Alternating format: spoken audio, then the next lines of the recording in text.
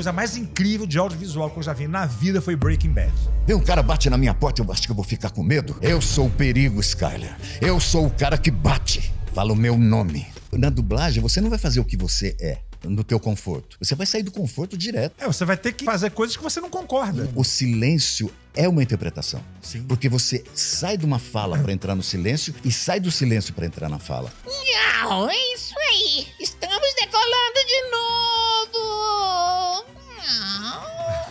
Nós estávamos falando em comercial, a primeira vez que eu te vi na vida foi um comercial que você... Não sei se era do Epocler, o comercial era muito bom, né? Cara, hoje eu tinha aqui feijoada gostosa. Era uma linguiça fantástica. E tinha aquele bacon. Eu comi 3 pedaços de bacon, mas foi maravilhoso. Aí depois veio uma sobremesa, pudim com uma ameixinha. Eu não sei. Aquela ameixinha não me pegou bem. Porra, coitada da ameixinha.